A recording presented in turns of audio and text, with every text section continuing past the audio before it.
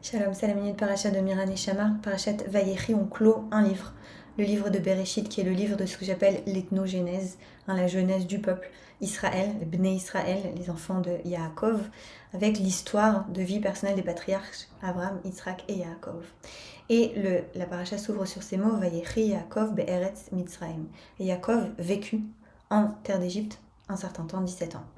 Le maître chassidique Sfat Emet va proposer une lecture symbolique, au niveau kabbalistique, de cette phrase, en nous disant oui, la vérité peut vivre même dans un état de Eretz Mitzrayim, c'est-à-dire dans le langage chassidique, dans un état d'exil de la conscience, parce que c'est ce que représente dans le langage chassidique, depuis le Meor Enaim, l'Égypte, qui n'est pas un lieu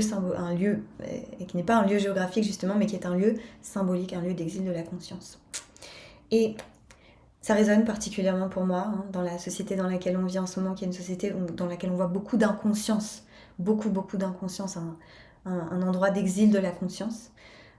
et qu'il est possible de vivre quand on reste connecté au vrai, quand on reste connecté à la vérité, qui, comme nous le rappelle le Sfat Emet,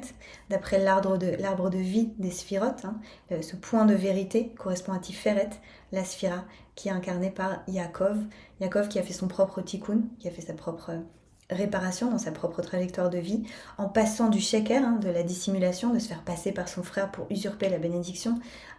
auprès de son père, à l'insu de son père. Et lorsqu'il a confronté littéralement sa propre part d'ombre, alors il a accès à la vérité. Et que quand on est connecté à la vérité, ce qui pour le Sfat Emet signifie être connecté à notre racine, qui est d'être connecté à la source de vie, c'est-à-dire être vivant tant qu'on est vivant, être vivant, être spirituellement, psychologiquement vivant, tant qu'on est biologiquement vivant, alors on peut continuer à vivre, même si on est dans un contexte d'exil de la conscience. Et dans le contexte si difficile, de guerre globale et de folie collective, il faut le dire, dans lequel on est, c'est un bon rappel. Est-ce qu'on peut continuer à se connecter au vrai, à la vérité, à notre racine, à la source de vie, et être vivant. C'était la minute parachat de Miran Neshama. Shabbat Shalom.